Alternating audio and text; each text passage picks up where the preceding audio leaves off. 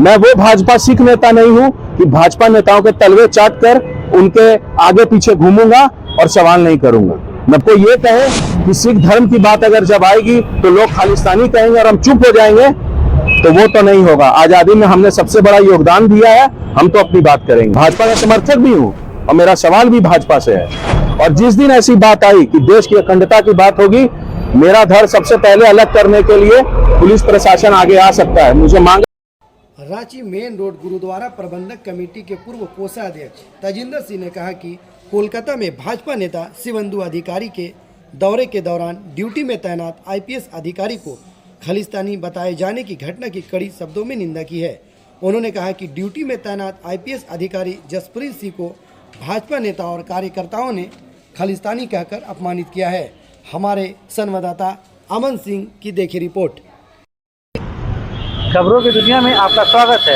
मैं अमन सिंह। जैसा कि आप जानते हैं कि बंगाल में जसप्रीत सिंह के जो खालिस्तानी बोला गया है, उसके लिए रांची में भी बहुत आक्रोश है, सिख समुदाय में भी आक्रोश है। उसके लिए हमने गुरुद्वारा में आके सिख समुदाय के लोग से हमने बातचीत की। आइए चलते हैं, उनसे भी जरा जान के उनकी बातचीत करें ताकि उनके मन में क्या भावना है।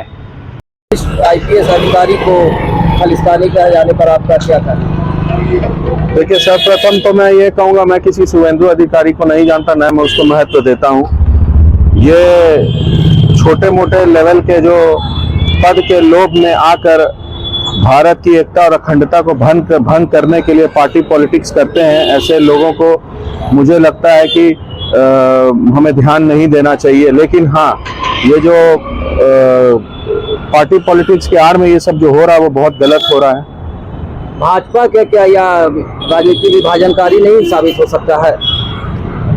देखिए, जब 2014 में भाजपा जिन वादों के साथ आई थी, और मैं आपके माध्यम से ये मैं ताल ठोक के भी कहता हूं कि मेरे जैसे बहुत सारे ऐसे युवा थे जिन्होंने भाजपा का साथ भी दिया और भाजपा का समर्थन भी किया। 2014 में दिया, 2019 में किया। मैं मेन रोड गुरुद्वारा से पूर्व कोषाध्यक्ष रहा हूँ। हमारे साथ परमार जी हटिया गुरुद्वारा में काफी टाइम इन्होंने सेवा की है। आज सिख वर्ग बहुत आहत है और हमें इस चीज से कोई मतलब लेना देना नहीं है कि कौन सा पार्टी का क्या व्यक्ति क्या विचारधारा रख के क्या विभाजन की राजनीति कर रहा है, क्योंकि हमें पता है कि हम इस देश में हमारा जो धर्म है, सिख धर्म, जो कि एक विलक्षण धर्म है, एक अलग धर्म है। हमारी किसी धर्म से कोई रीस नहीं है, ना हमारे किसी धर्म से कोई प्रतिस्पर्धा है। हम इस सिद्धांत पे चलते हैं, सर्वत का भला।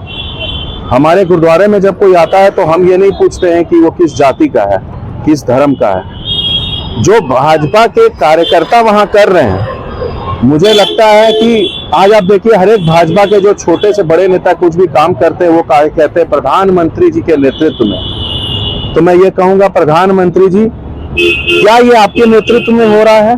और अगर नहीं हो रहा है तो हर एक उस आतंकवादी की, हर वो व्यक्ति जो खालिस्तानी विचारधारा का है, हर वो व्यक्ति जो किसी भी स्थानीय विचारधारा का है, जो अखंड करना चाहता है हमारे भारत को किसी भी मंशा से, मैं किसी एक व्यक्ति विशेष या किसी को नहीं कह रहा, मेरी बात पे जरूर ध्यान दीजिएगा। ये देश 4 पहियों से चलता आया है और 4 पहियों से ही चलेगा, और अखंडता से कोई आए ना आए, सिख धर्म की पग सबसे आगे रहेगी जब देश की अखंडता की बात आगे रहेगी। इस तरह से कांग्रेस के नेता है रणजीत सिंह बेदी, उनका कहना है कि अगर जो इस तरह का कहा है भाजपा नेता के द्वारा, उनकी अगर कार्रवाई नहीं तो उग्र आंदोलन होगा। आप रांची में क्या कीजिए? कुछ नहीं होगा। भाजपा के प्रदेश अध्यक्ष से लेके राष्ट्रीय अध्यक्ष तक कुछ नहीं करेंगे, क्योंकि अब विचारधारा कुछ और हो गई है। यहाँ पर कोई अस्पताल की बात करके राजी नहीं है, कोई शिक्षा की बात करके राजी नहीं है।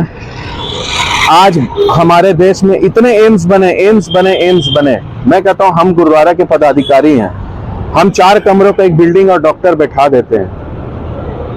क्या हम इलाज कर पा रहे हैं? इलाज की सुविधा मिल रही है? ब्लड बैंक बने हैं।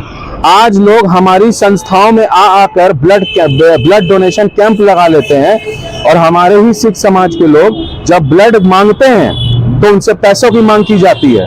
वो लोग जो हमारे सिख संस्थाओं में भी आकर गुरुपर्व में, जहां पर शरबत का भला के साथ लंगर छकाया जाता है और वहां आकर ब्लड डोनेशन कैंप लगाता है, मेरा सवाल उनसे भी है, मेरा सवाल उस राजनीतिक पार्टी से भी है। गलती क्या है हमारी? क्या गलती है? क्या सिखों ने किसान और कृषि प्रधान देश है, पंजाब सबसे उपजाऊ भूमि है, किसान वहां पर आ रहे हैं, अपनी मांग रख रहे हैं। तो क्या सिख इस देश में सिर्फ लंगर लगाने के लिए हैं? अपनी मांग नहीं उठा सकते?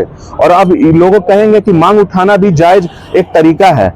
अरे 2021 में आपने माननीय प्रधानमंत्री मोदी जी गुरु नानक देव जी का आशीर्वाद लेके कहा था कि मैं तीनों काले कानून वापिस ले रहा हूं। हमने खुले बाहों से आपका स्वागत किया था और आगे भी करेंगे। आप अच्छे काम करिए, क्यों नहीं करेंगे? और 2021 से 2023 तक 2 साल का टाइम था आपके पास, क्यों नहीं आपने किसानों के साथ मीटिंग की? हमने आपको वोट दिया है, हम तो आप ही को बोलेंगे, हम किसको बोलेंगे? सर अपना परिचय दे दीजिए। मैं एक आम सिख नागरिक हूं, मैं समाज से जुड़ा हुआ हूं, मैं भाजपा का सक्रिय कार्यकर्ता भी हूं और मेरा सवाल सीधे भाजपा से भी है। मैं वो भाजपा सिख नेता नहीं हूं कि भाजपा नेताओं के तलवे चाट कर उनके आगे पीछे घूमूंगा और सवाल नहीं करूंगा। मैं भाजपा का समर्थक भी हूं और मेरा सवाल भी भाजपा से है। और जिस दिन ऐसी बात आई कि देश की अखंडता की बात होगी, मेरा धड़ सबसे पहले अलग करने के लिए पुलिस प्रशासन आगे आ सकता है। मुझे मांगे ड्यूटी पे, मैं आगे आऊंगा। लेकिन अगर कोई ये कहे कि सिख धर्म की बात अगर जब आएगी तो लोग खालिस्तानी कहेंगे और हम चुप हो जाएंगे, तो वो तो नहीं होगा। आजादी में हमने सबसे बड़ा योगदान दिया है, हम तो अपनी बात करेंगे।